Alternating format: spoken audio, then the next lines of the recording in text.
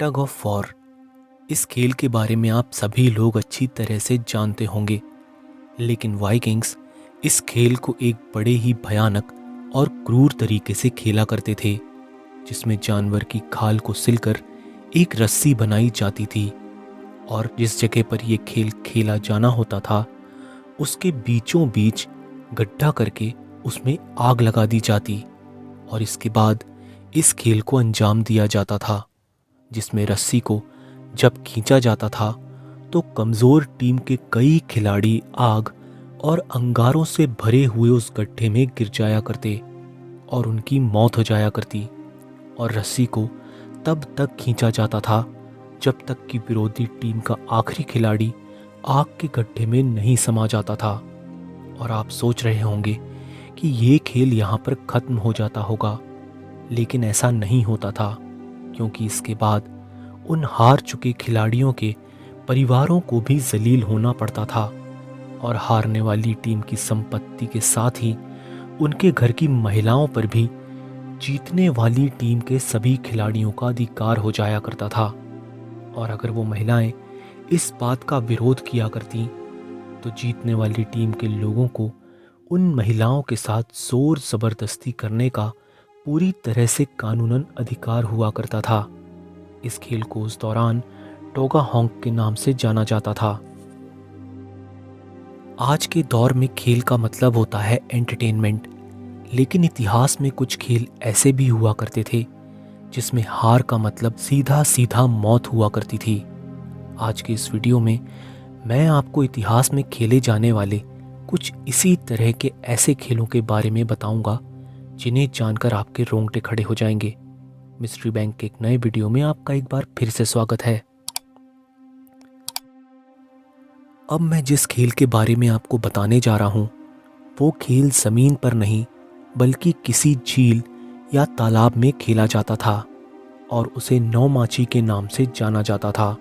और ये खेल सबसे पहले जूलियस सीजर ने 46 बीसी के दौरान ऑर्गेनाइज करवाया, जिसमें पानी में मौजूद 2 जहाज़ों और उनमें बैठे लोगों के बीच खेल को अंजाम दिया जाता था, जिसमें तकरीबन सभी सवार खिलाड़ी वॉर प्रिजनर्स हुआ करते थे और उनका टारगेट विरोधी टीम के जहाज़ को डुबाना हुआ करता था, या तो आग लगाकर या तो किसी भी तरह से हमला करके। और इस खेल में हर जहाज़ में कई योद्धाओं के साथ चप्पू चलाने वाले लोग भी शामिल हुआ करते थे।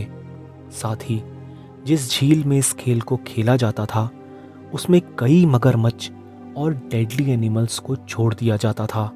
और आपको ये बात जानकर हैरानी होगी कि इस खेल के दौरान कई लोग जहाज़ों से गिरकर इन्हीं जानवरों का निवाला बन जाया करते थे। और इस खेल की ब्रुटैलिटी का अंदाज़ा आप इसी बात से लगा सकते हैं कि इस खेल के ख़त्म होने तक जिस भी झील या तालाब में इसे खेला जाता था उसका पानी पूरी तरह से खून की वजह से लाल हो जाया करता था और उसमें मौजूद जानवर ह्यूमन बॉडी पार्ट्स के लिए आपस में लड़ते हुए नजर आते थे। प्राचीन रोम में 80 सीई के दौरान ग्लैडिएटर गेम्स की शुरुआत हुई, जिसमें रोम के कोलोसियम में 50,000 दर्शकों के बीच इस खेल को अंजाम दिया जाता था।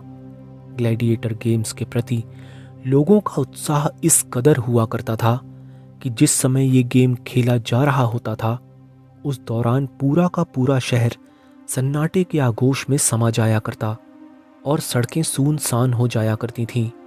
और उस दौरान ग्लैडिएटर गेम का मतलब ही ये होता था कि दोनों ग्लैडिएटर्स में से एक की मौत निश्चित है। और इस गेम में 2 ग्लैडिएटर्स तलवार के साथ एक दूसरे को कन्फ्रंट किया करते थे। और अगर खेल में दर्शकों को मज़ा नहीं आता तो ग्लैडिएटर इसे और भी ज़्यादा ब्रूटैलिटी के साथ खेलने लग जाया करते थे। और इस खेल में क्राउड के एंजॉयमेंट का मतलब ही ग्लैडिएटर की मौत हुआ करती थी। और इस खेल में ज़्यादातर ऐसे ग्लैडिएटर्स शामिल हुआ करते थे जो एक्वायर्ड स्लेव या क्रिमिनल्स हुआ करते थे और अपनी आज़ादी के लिए इस खेल को खेल रहे होते थे, जिसमें जीतने वाले ग्लैडिएटर को फ्री कर दिया जाता था। रोमन इतिहास में पैंक्रेशन सबसे खतरनाक और जानलेवा खेल हुआ करता था। पैंक्रेशन जिसमें सबसे इम्पॉर्टेंट रूल यह था कि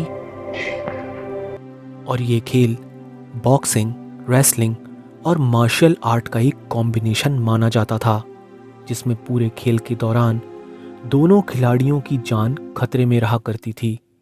आमतौर पर एक बॉक्सिंग मैच में खिलाड़ी के गिर जाने के बाद उस पर वार नहीं किया जाता, लेकिन पैंक्रेशन में ऐसा कोई रूल नहीं था और ये खेल आमतौर पर 20 सड़क पर खेला जाता था, जिसमें अगर कोई भी शख्स खेल को बीच में ही छोड़ना चाहे या फिर अपनी हार मान लेना चाहे तो वो अपनी इंडेक्स फिंगर को दिखाकर इस खेल को रोक सकता था। ये खेल इतने खतरनाक तरीके से खेला जाता था कि कई बार इस खेल में ओपोनेंट मारा जाता था।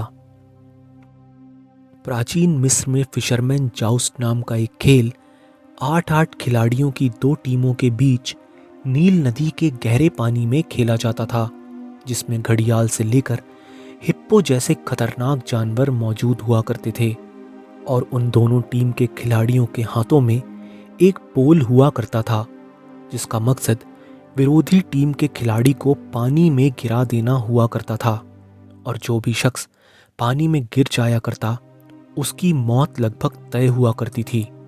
इसी वजह से एक तरह से इस खेल में खिलाड़ी अपनी जान बचाने और सर्वाइवल के लिए इसे काफ़ी ब्रूटल और खूंखार तरीके से खेला करते थे और जो टीम इस खेल में हार जाया करती उसके खिलाड़ी नदी में मौजूद खूंखार जानवरों का निवाला बन जाया करते।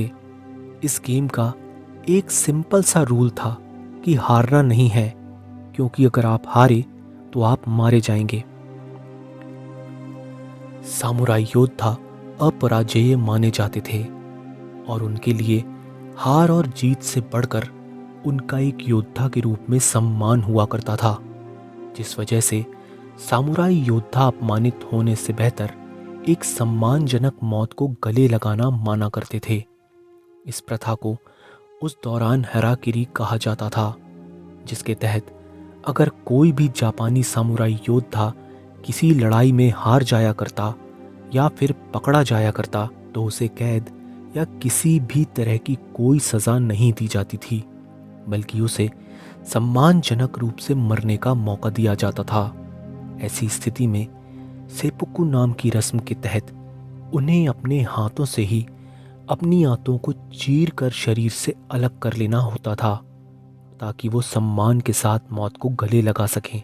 दरअसल हारा नाभि के कुछ इंच नीचे का वो स्थान होता है जहां आत्मा का निवास माना जाता है और भारतीय ग्रंथों में इसे ब्रह्मरंध्र कहा जाता है। जापान में ऐसे योद्धा जो हराकिरी को अपनाया करते थे उन्हें हार के बावजूद भी काफ़ी इज्जत दी जाती थी और पूरे सम्मान के साथ उनका अंतिम संस्कार भी किया जाता था। तो आज के वीडियो में बस इतना ही। अगर ये वीडियो आपको पसंद आया तो इसे लाइक और शेयर ज़रूर कीजिएगा। ऐसे ही और वीडियोस देखने के लिए सब्सक्राइब करें हमारा यूट्यूब चैनल मिस्ट्री बैंक। मिलता हूँ इसी तरह की कुछ अनकही और अनसुनी मिस्ट्रीज़ के साथ आपसे अपने अगले वीडियो में।